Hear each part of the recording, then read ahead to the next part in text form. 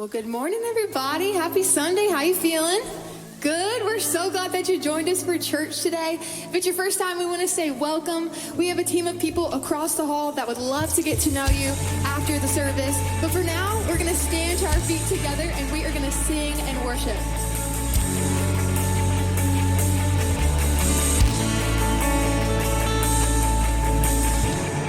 When the enemy surrounded in my darkest night, was not a single moment you were by my side. When the valley seemed its lowest and the waters rose, there was still a hope inside me, deep within my soul. It was not over then, and it's not over now.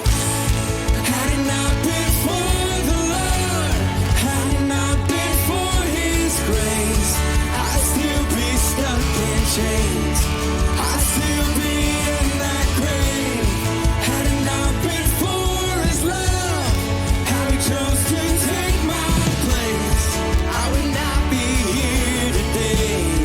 Had it not been for the Lord, had it not been, had it not been, had it not been for the Lord, had it not been, had it not been, had it not been for the Lord.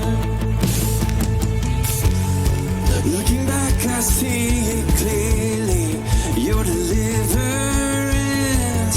In my weakness, you were mighty, I was in your hands. Now I have this testimony of your faithfulness. You'll always be my Savior, like you've always been. Come on. It was not over then, and it's not over now. Had it not been for the Lord, had it not been for His grace, I would still be stuck in chains. I would still be in that grave.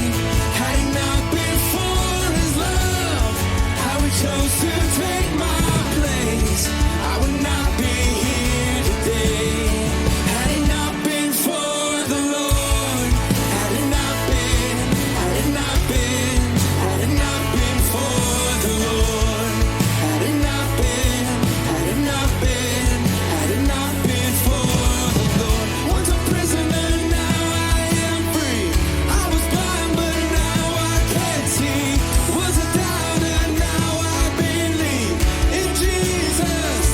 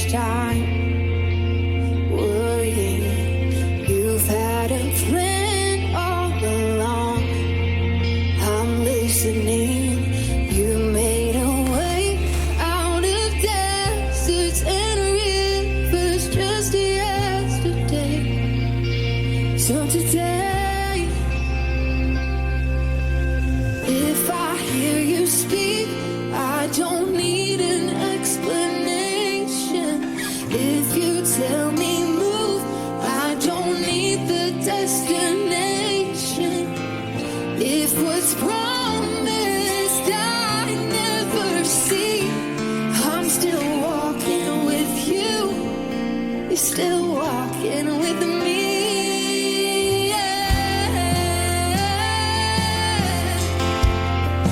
You're walking with me, Jesus, for all my days.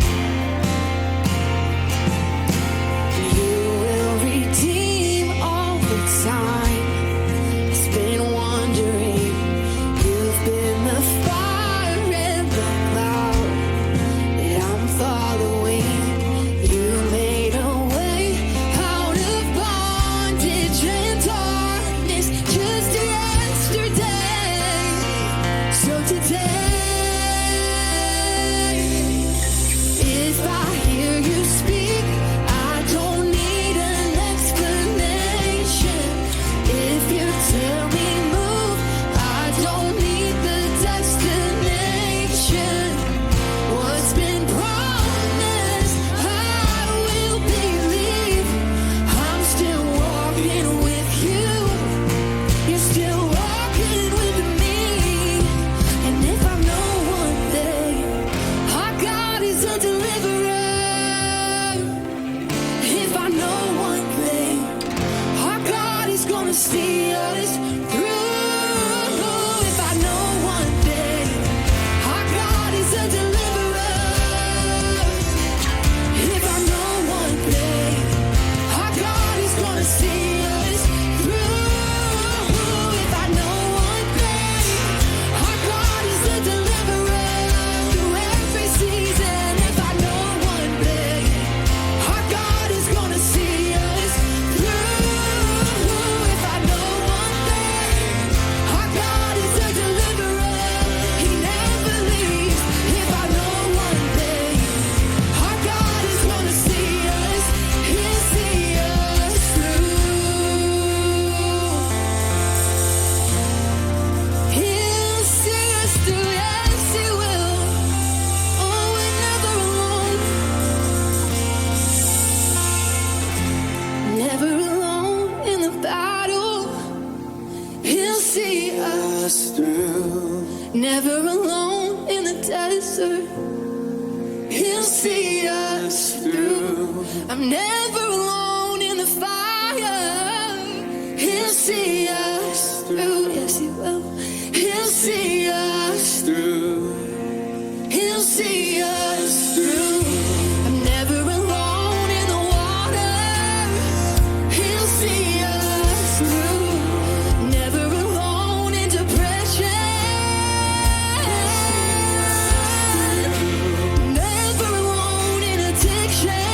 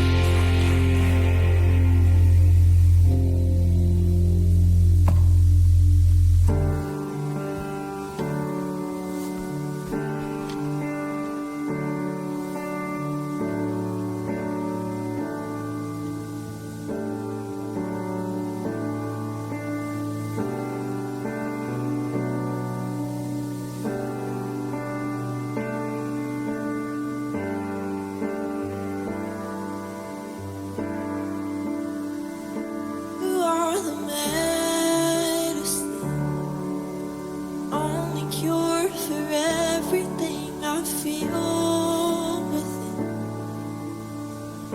What was lost in all that could have been. Oh, this is a healing kind of love.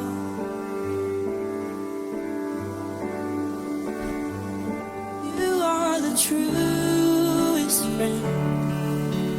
Stayed through the night when I was at my comfort in my heart till it was light again. Oh, this is a faithful kind of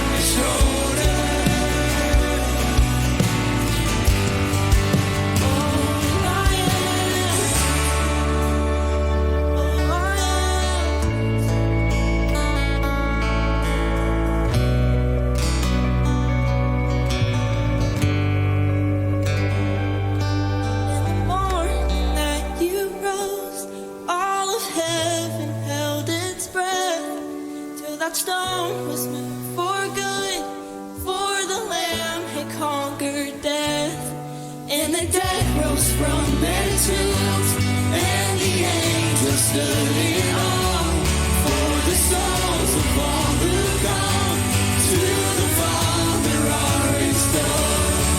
And the Church of Christ was born, and the Spirit lit the flame. Now this gospel truth alone shall not dim, shall not fade. By His blood and in His name, in His freedom I am free.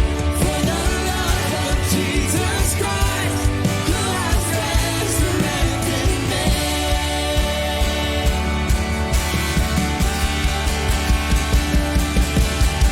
Praise the Father, praise the Son, praise the Spirit, three in one.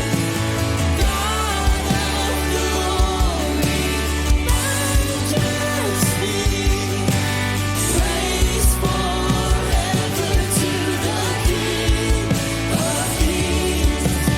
Praise forever to the King of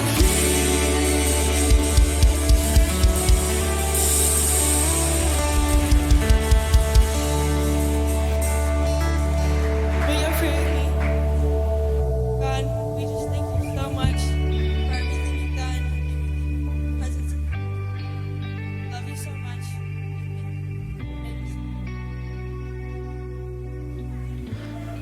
Man, y'all want to do that again? Yeah, that was so good. If I haven't met you yet, my name's Brian. I get to talk to you about something that we do annually around here at the Summit, and it's something that every time I read it, it makes me so proud to call the Summit my church and my family's home church. It's called the Best of the Summit. We've been talking about it a few weeks now. If you haven't gotten one of these yet, we're going to hand them to you on the way out. Our guest service teammate will have them for you. And it by no means encapsulates everything that God has done through the Summit over the past year, but it's got some pretty significant highlights that we're really proud of and proud that we got to be a part of together. And I want to celebrate two of those that are in here today. One of them is that we've had the privilege of partnering with these agencies and schools, 102 different agencies and schools in our area, and we've been able to feed over 13,850 meals over the past year. Isn't that incredible?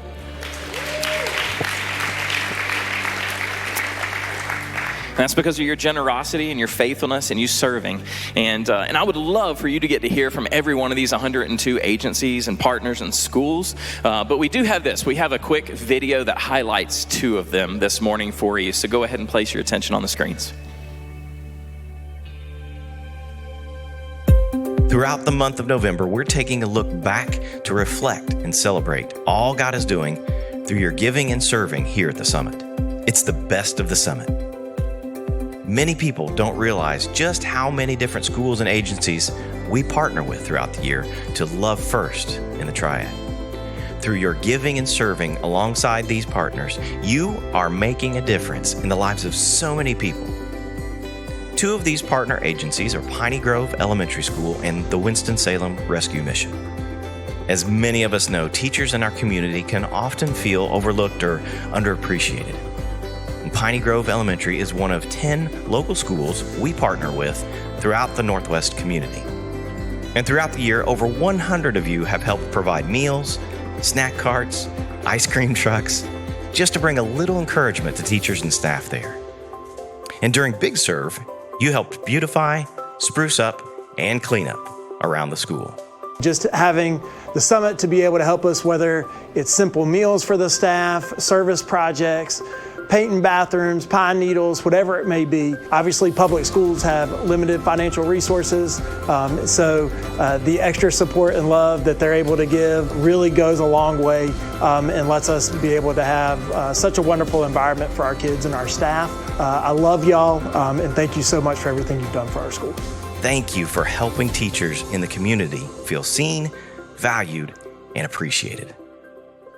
By meeting their physical, emotional, and spiritual needs, the Winston-Salem Rescue Mission provides much-needed support for some of our most vulnerable neighbors struggling with addiction, using a Christ-centered approach.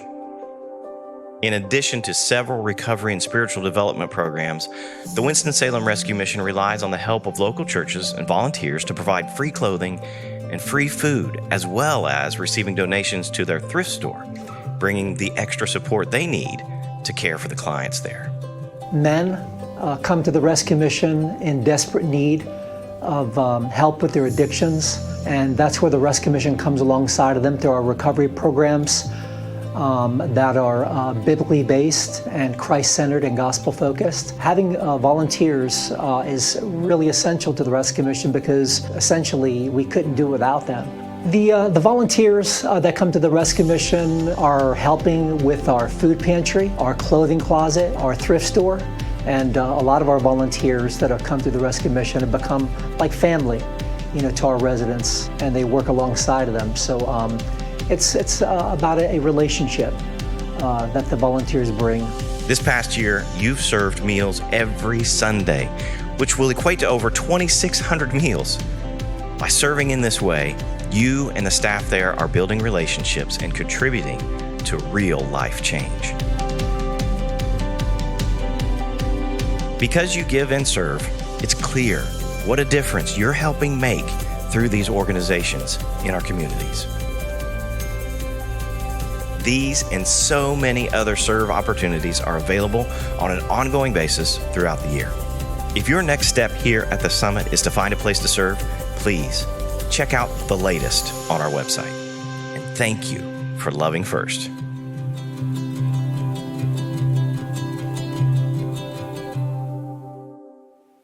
Isn't that good? And that's just a fraction. That's just a fraction of what God has been doing over the past year. And so we just want to say thank you to you. It's your generosity, not just your finances, but your time, your sweat, and your willingness to put others first that make things like that possible. Now, maybe some of you watch this and maybe it sparked something inside of you, maybe you're intrigued by it. Maybe you're thinking, you know what, I have not jumped in to serve yet, but I'm starting to feel this is the vibe of the church here. This is really part of the culture of our church, and you want to jump in on that. We would love to have you, and we would love to get you plugged in, but we don't want to just throw you at one of our needs or one of our serve projects. We'd rather make sure it's a good fit for you and for the skills and the gifts that God has uniquely gifted you with. So next week, we're hosting something called Volunteer Orientation. It takes place right after this service next Sunday, and we'll feed you lunch, and it's going to be hosted by our campus pastor, Andy, and he's going to be able to let you know all the different opportunities that are out there and see if maybe one might be a good fit for you. So if you'd like to come to that, you'd like to join us, just scan the QR code that's on the seat backs in front of you, and you can register for Volunteer Orientation next week. For now, we're going to jump into our message, and in just a moment, you're going to hear from our senior pastor, Jonathan Robbins, from our Kernersville location. But in this series where we're in right now called Then Sings My Soul, we're starting each message off with a classic or an older hymn. And this week, we're actually using one of my favorite hymns growing up. And so you can stay seated, but if you know this, we want to invite you to sing along with us.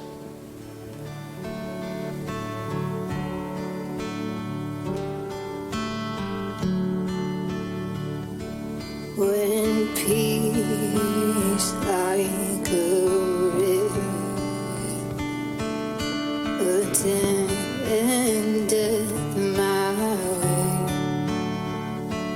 when sorrows like sea billows roll, whatever my lot, Thou hast taught me to say, it is well with my soul. It is well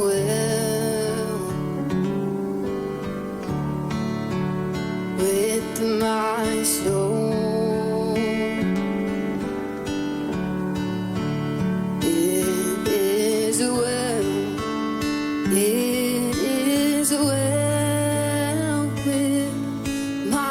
soul.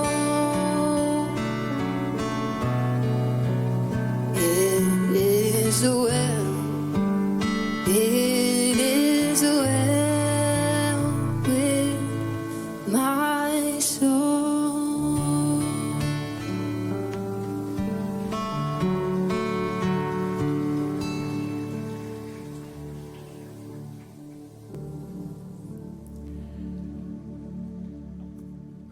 I want to begin by talking about something that I believe is a good thing, can be a good thing, and a very healthy thing, and a very needed thing, especially if you're a parent. If you're a parent of littles and there's a lot of activity, or I would say if you're a parent of teenagers and there's lots of activity, this is something you crave. It's not sleep, even though that's close. See what I'm saying? Silence. Yes, silence. And if you're going, oh no, I kind of like the craziness. Oh, bless your heart. Yeah. Silence. Silence can be a very good, healthy, and needed thing. At the same time, silence can also be extremely challenging in ways that you may not expect. Did you know that the world's quietest room exists in Orfield Laboratories in Minneapolis, Minnesota? The world's quietest room. And some of you that crave silence are going, how do I get a night in that place? No, not so fast, because it is not what you would think. They say it's so quiet in this room that you can actually hear, not feel, but hear your heartbeat. That's quiet. That it's so quiet that you can hear your stomach digesting food. You're like, well, that ain't quiet, and I hear that all the time. No, not that. But, and it's so quiet, they say that you can hear the blood moving through the vessels that are up against your eardrum. We have no idea how much noise we are surrounded with, just ambient noise. Even in times when we think it's quiet, it's not. And some of us are like, we don't like the quiet, and we make more sound. So anyway, you're going, so what's the big deal? Did you know that the longest anyone has ever been able to stay in that room is 55 minutes? It's so quiet. People have anxiety attacks, breathing attacks. They just start just going nuts. You're going crazy. You're going to get me out of here because it is so quiet. It can be challenging. Yeah, even though we crave it.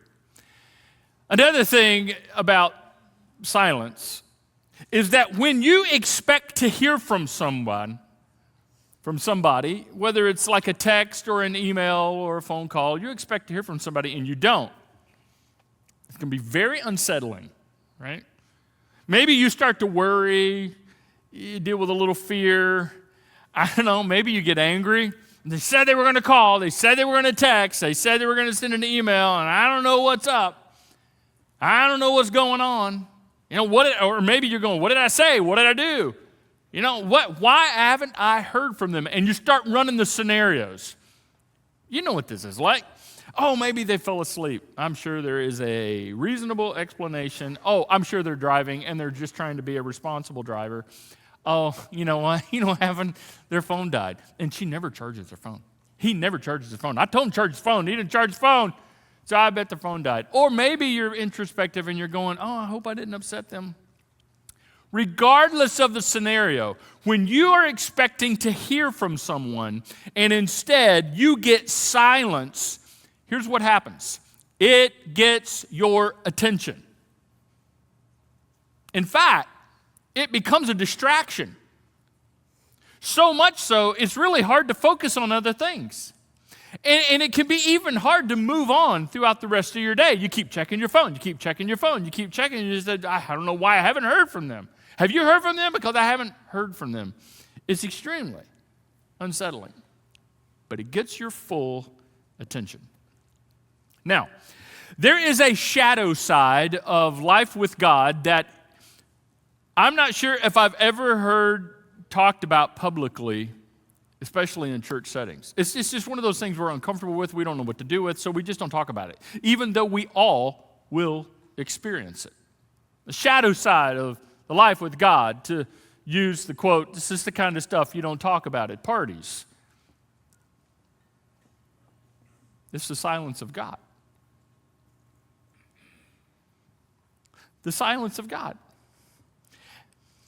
I don't really have a definition for this, but I've heard people describe it, and I know how I would describe it. And I've heard it described as, I just don't hear God's voice. Not that on the regular you hear an audible voice of God anyway, but it's just a way of describing. I don't see God's hand. Not that on a regular basis you see a physical hand, doing things. No, not that. But I just don't see what it is I expect to see. I don't sense God's presence. I don't feel like God is close. I don't feel like I am close to God. I just feel like there's silence. It's the best descriptions we have. And we start wondering, why? What's going on? What's wrong? What's wrong with me? Okay, maybe I did something wrong. Maybe there's sin in my life, or at least that's what my neighbor says. Or at least that's what my brother says. Or at least that's what that person I work with. Maybe I'm out of God's will. That's it. I've missed God's will somehow. Even by that much. And no wonder. No. But you're going, I don't see what's up with God? Is God angry? Am I being punished? When you get silence from God, I'll tell you what does happen. Naturally, it gets your attention. Naturally, it causes you to call out, to seek out. You're driven to try to figure out what's going on. And if you have had that experience, you need to know that you are not alone. You are not the only one. In fact, this is such a regular experience. It may be new to you, but it's not new. This has been happening for all the way back. Some of the greatest followers of God, some of the people that you would think really are dialed in to following God, that God is really close to. Even people that the scriptures have said are people who are close to the heart of God have experienced the same silence of God. Look at this. King David says it like this when he wrote this lyric to a song that was sung in worship, by the way. How long, Lord, will you forget me forever? You ever felt forgotten by God? Like, hello? How long will you hide your face from me? That's graphic. How long, God, will you just keep yourself at a distance, or it seems perceived? He goes on. How long must I wrestle with my thoughts? See, he's running the scenarios in his thinking too. Maybe this, maybe that, maybe what went wrong, how long? And day after day, I have sorrow in my heart. You're not alone. You're not alone. And in this series where we've been looking at the things that drive us to consider God, the things that cause people to care about God, to wonder about God, to seek after God, to live for God, much less worship God, then know this: nothing will get your attention more quickly and fully than the silence of God. Nothing I know of will get your attention more quickly and fully than when you're expecting to see, hear, sense, and nothing, at least from your vantage point. And you're going, where's God right now? Maybe you know exactly what that feels like. Maybe that's where you're at right now. And I'm telling you what, it could be very troubling, very unsettling, very disturbing, especially if you consider yourself, even though you would probably say, I know I'm not perfect and I got issues, but if you consider yourself someone who is a follower of God, someone who is typically close to God, someone at least is closer, I'd say I'm closer than most. I'm at least average, maybe just a little bit above average. That really can rock your world. And let's say that you're someone who admittedly goes, well, I'm not real close to God. I mean, I care and stuff, but I've kind of drifted. I'm doing my own thing. But even someone in that scenario, maybe that you can identify there with that, you'll go through something difficult, a pain, a problem, a crisis, a tragedy, and we call them wake-up calls, right? And now, your full attention is like, God, what's going on? What's going on? I don't get it. And interestingly enough, this is the time when people are experiencing the perceived silence of God is often when people will come to church for the first time, or they'll come back to church after not, being around religious environments in a while. And if that's what's brought you here, if that's why you're joining us secretly online, Great, we're glad you're here. It makes sense. It makes sense. Because here's the deal. I have a tendency to, you have a tendency to, all of us as human beings, we have a tendency to just kind of drift through life when things are going well, you know, when the bills are paid and everybody's healthy and the kids are good and the jobs are good and the marriage is good enough and all this stuff, you know, and everything, we're just getting along, right? And you're just, okay.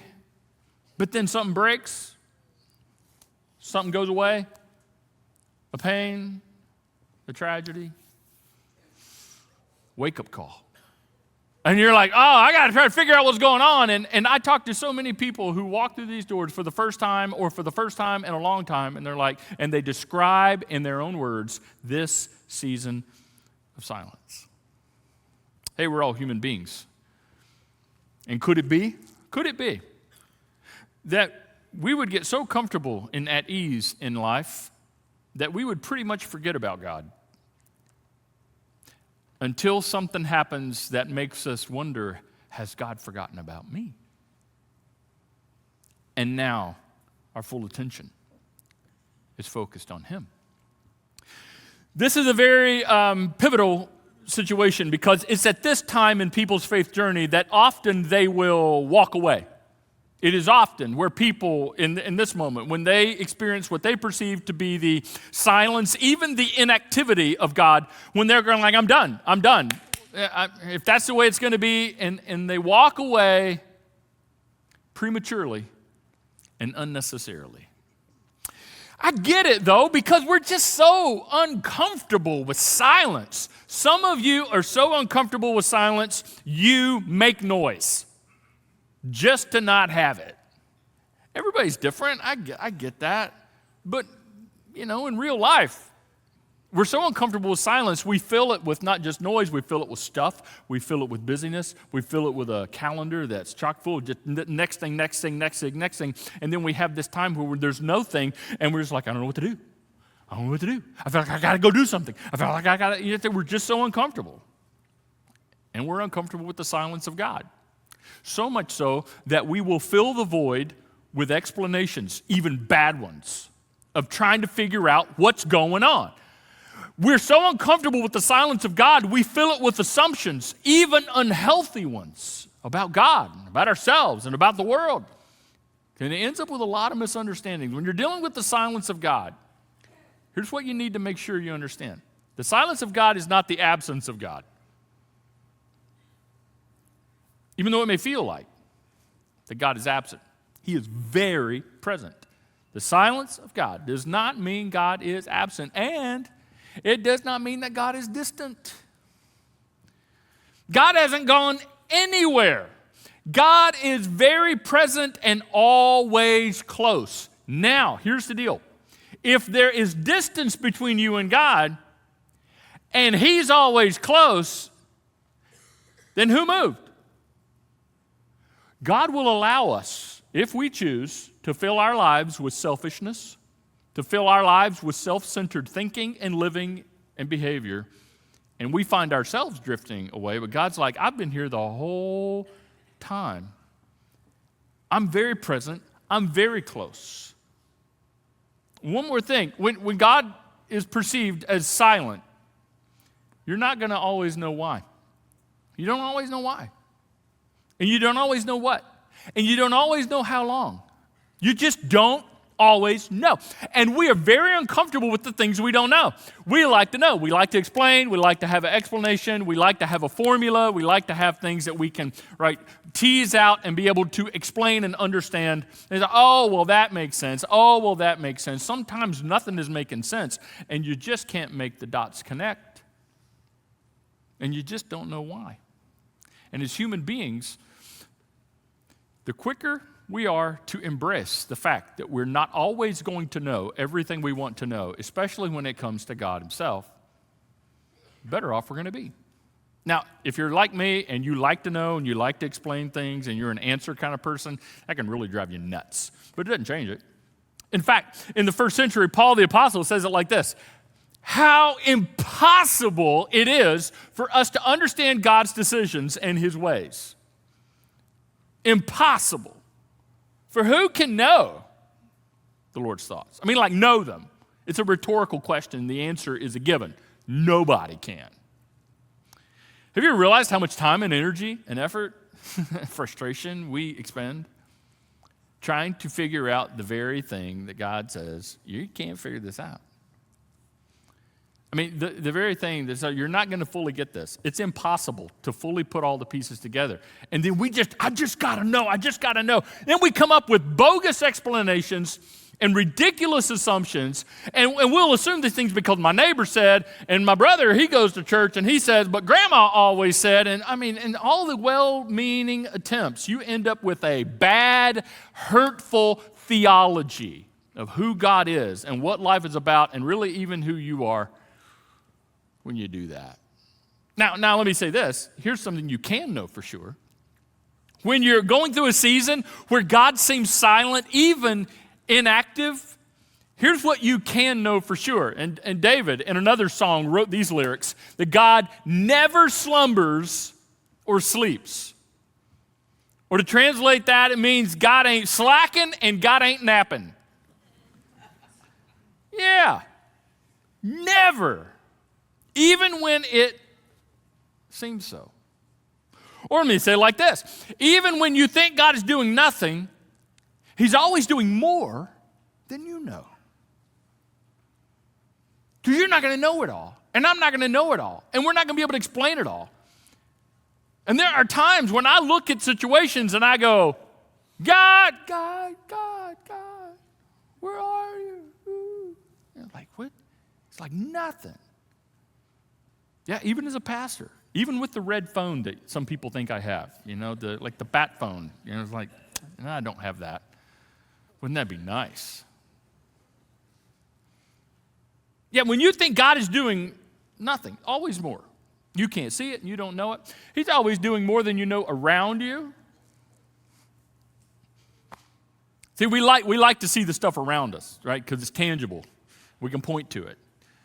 But He's always at work around you. Maybe, hey, here's the deal. You think God has gone silent on you. Maybe what God is doing is protecting you from something that you don't know He's protecting you from. And it would be unhealthy for you if God were to say, yeah, yep. Maybe God's preparing something for you a little bit later on that He's protecting from you now. He's preparing something better. Maybe there's a no now because there's a better yes later. Very possible. I've seen it many, many times, even in my own life. It could be that God is silent because He's moving pieces in place. Maybe He's moving people in place. And it could be that God is preparing you. Because not only does God always work around us, it's in you, it's in us, it's in me. That His primary focus. You think God is doing nothing. God is always doing more than you can imagine, and His greatest work, His most important work, and His primary focus is not even around you. It is in you. Even though God does work around us, His greatest work is in us. We don't always see that. We don't always sense that. Right? That's not always as tangible. But He's making us more and more and more into the image of Christ. And there is nothing that shapes us more and more into the image of Christ quickly and more thoroughly than pain and problems and challenge and the perceived silence of God. So what do? You learn, and you have to learn, because it doesn't come automatically, and it's not easy, to sit in the sacredness of the silence. Because that's when we're driven to seek after God. He's not absent, He's not distant, and we don't fully know. We can't explain it. And some of you are sitting in a situation now, and you're just going batty, trying to figure out, and you can't figure it out. You can't make it all make sense. Sit, then, in this sacred space. I call it sacred because it really is. It's a holy opportunity. So God has your attention. Some of the most meaningful times of prayer you'll ever have is in seasons of silence. Let me just let you know, in the spring of next year, we're going to do a whole series on this, on the thing of prayer, especially when God doesn't seem to answer our prayers. And let me just go ahead and give you a little teaser of what the point of prayer is anyway. The point of prayer is not to get God to do stuff for you. That's great. That's nice. But the point of prayer, the big idea of prayer, is to be properly formed. It's an inner work. We pray for God to do stuff around us, and he certainly does, and certainly can, he certainly will, according to his will, and we'll talk about that, but his greater work is inside. So it's a sacred space. When you're calling out in prayer, the sacred space of some of the most meaningful times of worship, some of the most meaningful times of gratitude, when you look back on God's faithfulness in your life, it's that moment of silence. And it can even start as frustration and go, what gives? Because God, you came through them, you did this, and you did that for them because they posted about it on Instagram and we all see it. But why not me and why not now? God, where are you? I can't imagine that God would, and I can't figure out why God doesn't. Yeah, some of the most meaningful times of seeking after God are found in that silent space. When you grow in your dependence and you grow in your trust and you learn to wait and listen and watch and hope. We don't like that. And let me just tell you, this is not fun. This is not fun. It's not fun to teach, and it's even less fun to experience. But this is reality. And we have to learn to sit in this space. And it's a discipline, because what I'm tempted to do and what you're tempted to do is to fill the space with activity and busyness, and we'll just stay distracted, right? Yeah, there's things that I know God is doing and God was doing me, but we don't quiet ourselves long enough to learn. That we fill our lives with so much noise and so much activity. We just go from thing to thing to thing to thing to thing, and maybe it's unsettling. It can even be scary when things get really quiet and you begin to really contemplate what truly God wants you to focus on. And it takes practice. It's a discipline. And you're not going to know why, I'm not going to know why, but we can know that God is working around us and in us. This is important. Maybe this will help.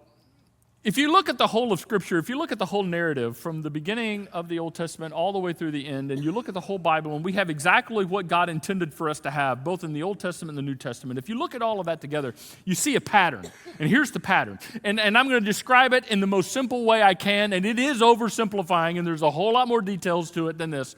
But here's what it looks like and feels like, and here's what it is. It is. At the beginning, you've got, God created. There's God. Woo, look at the universe. It's a big win. And then things go bad, and you're like, well, where's God now?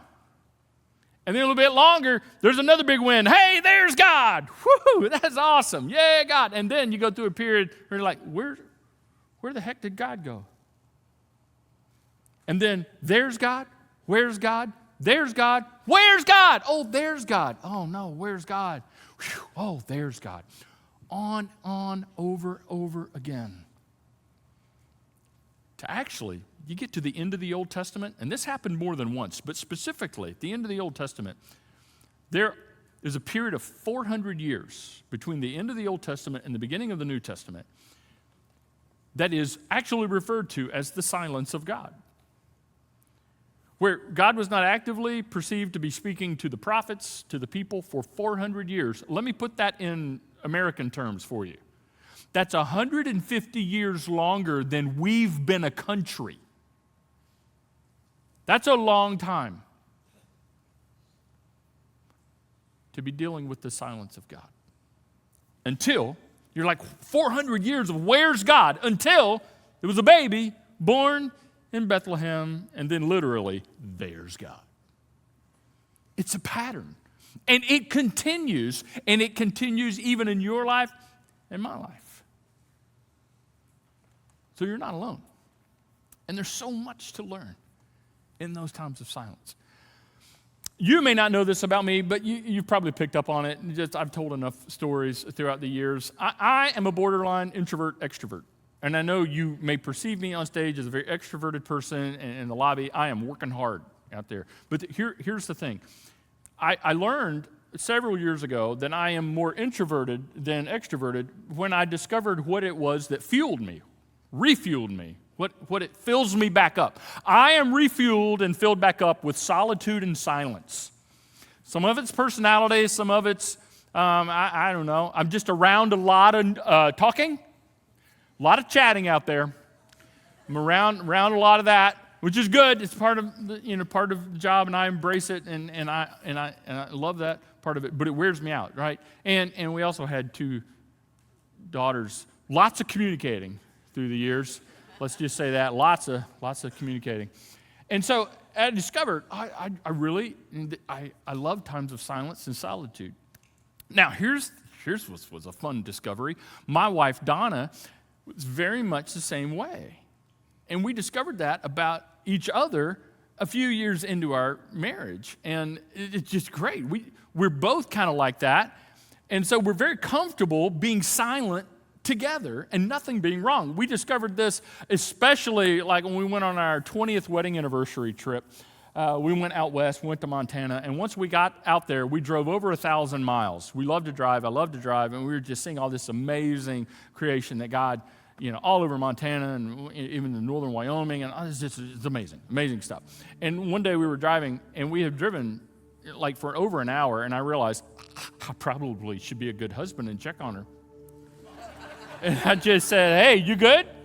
And she was like, "Oh, I'm great." She said, "You good?" I said, "Uh-huh." And we went like another 30 minutes and checked in on each other. "You got to go to the bathroom?" "No, I'm good." And we just kept driving. And so it was like, yeah, this is good. Now, a few weeks ago, my wife Donna was out of town, out of state, with our youngest daughter Maggie as she was getting ready to have her first little baby. Our 4th grandchild, little Shepherd, he's here. He's been here for about a month now, and he's awesome, as all the grandkids are. Can you believe, have you ever seen someone look more young and fit and healthy and still have 4 grandkids? I'm just saying. That's what I looked in the mirror this morning. I'm like, I'm surprised. And so she was with Maggie. She's getting ready to give birth. And so I'm here at home alone. Which is no big deal, because I love solitude and silence, right? I filled up my schedule with all kinds of meetings, more meetings than I typically do later into the evening, and I'm like, what I got to go home to? But when I go home, it's just, we don't have a dog, we don't have a cat, of course not. And so it's just me. And so I'm sitting there, and after a few nights of this, of solitude and silence, when I finally get home and I turn the TV on, but the sound is off as it usually is, because that's just the way I roll, I realized something. I was like, the silence is not nearly as enjoyable when she ain't here. And here's what I discovered. Maybe for the first time ever. It got so clear to me that presence makes all the difference in silence. That if it's so much better when she's sitting in that chair and I'm in this chair and we're just being silent together. In other words, when it comes to silence, presence says so much. It speaks volumes. We are assured of God's presence at all times, even though what we may be experiencing on the user end is silence. He told us, it's a promise in the Old Testament and repeated in the New Testament, I will never leave you, I will never forsake you. No wonder, thousands of years ago, the psalmist wrote this lyric, be still and know that I am God.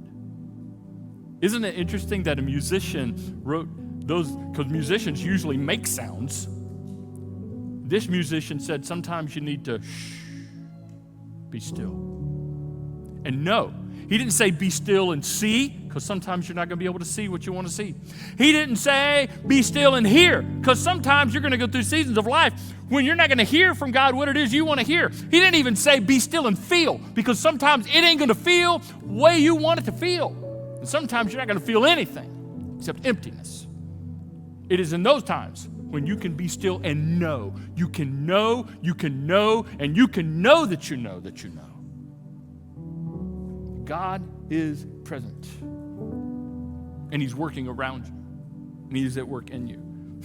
This theme was picked up on hundreds of years later by Paul in the very familiar passage of Scripture when he says, I'm convinced that nothing can separate us. Nothing can separate us from the love of God.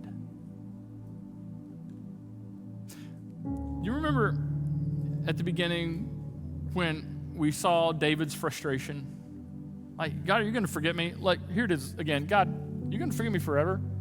How long will you hide your face? That was his frustration. But he did exactly what Paul declared. He came back to a foundation, and the foundation was God's unfailing love. It's a decision to know, even though I may not see, hear, and feel, and I feel like God is silent, and I don't understand it, doesn't make sense to me, it's not adding up, and some of you are there right now, you can know that God's love for you is unfailing, and nothing can separate you from Him or His love, not even silence. And in the silence, something's going on around you. Pay attention. More importantly, in you. So, my friends, sit in the sacredness of that silence. God is not absent. God is not distant. He is very present. And what you'll discover is that it's actually in the silence of God that you will begin to notice that God often does His finest work, His greatest work, His most meaningful work around you and especially in you. Let me pray for us. Our Father, we thank you. We need this. This is hard. This is awkward. Many of my friends, my brothers and sisters here are going through times when it feels like you are silent, yet you are present and you are close and you are at work around us and in us, even though we may not be able to see, know, and feel, or hear, or know what's up and how long this is going to be. What we can know is that you're not slacking. You're not sleeping.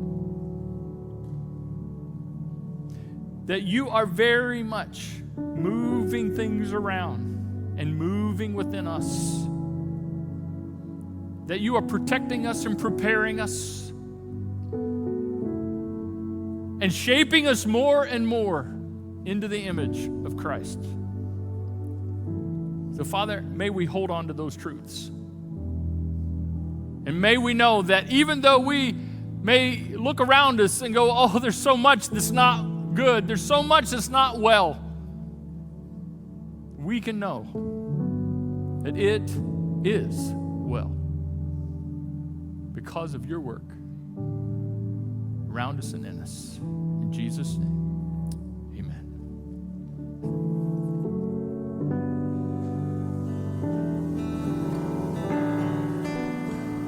For me, be Christ is to live. If dark clouds about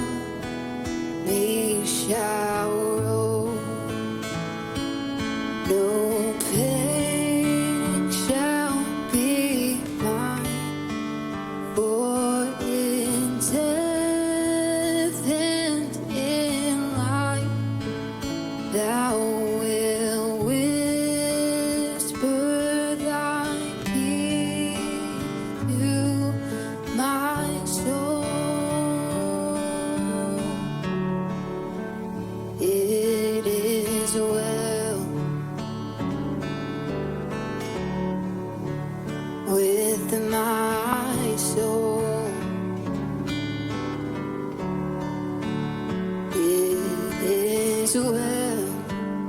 It is well with my soul.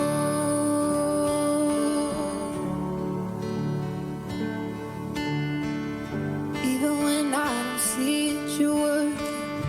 Even when I don't feel it, you're working. You never stop working. You never stop working. Even when I don't see it, you're working. Even when I don't feel it, you're working. You never stop working. And it is well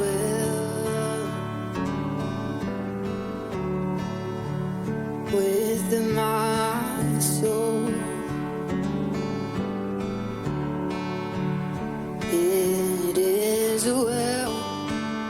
It is well with my soul. It is well. It is well with my soul.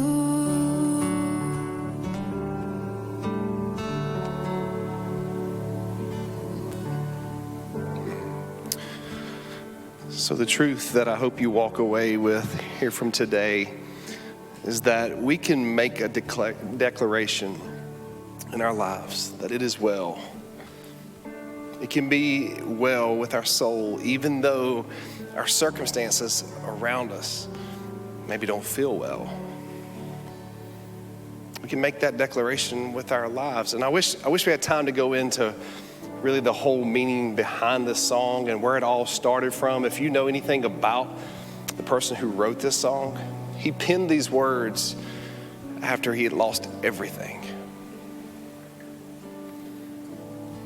His life wasn't well, but the words were a declaration that no matter what the circumstances were in his life, he's going to choose to see it as well. Even when you can't see God in the midst of your circumstances, we can choose to trust that he is working. I hope that that'll be an encouragement to you as you leave here today and as you go through your week. And I realize some of you are, man, you're in the midst of it right now. So maybe today you need someone to pray with you. You can always stop by the gallery on your way out today. Our staff and our volunteers would love to pray with you and walk through whatever feels like is not well, whatever circumstances you are facing right now in this moment. And we want you to know that you can make that declaration that my life, my soul will be well because of who I am in Jesus. Hopefully you'll join us next week as we wrap up this series and we talk about the main reason that following Jesus and what God has done for us gives us a reason to be able to worship him with our lives. And one more thing before I let you go. Today at 3 o'clock, we are going to be celebrating Kids Summit baptisms right here in this room. And we have 16 K through 5th graders going public with their faith in Jesus at 3 o'clock. Can we give it up for them? It's so good. So good. So if you're sitting at home and like your team is losing, like if you're a Panther fan, you know what I mean? Or a Carolina Tar Heel fan, I had to get that in there. If you want to come back and celebrate with us for Kids Summit baptisms, we hope you'll join us for that today at 3 o'clock. Hope you guys have a great day. We'll see you back next week. Bye. Hey everybody, thanks for watching today. If you'd like to find out more about the Summit, catch up on previous services, or find ways to get connected, be sure to check out our website, app, or follow us on social media. Thanks again for joining us today. We hope to see you soon.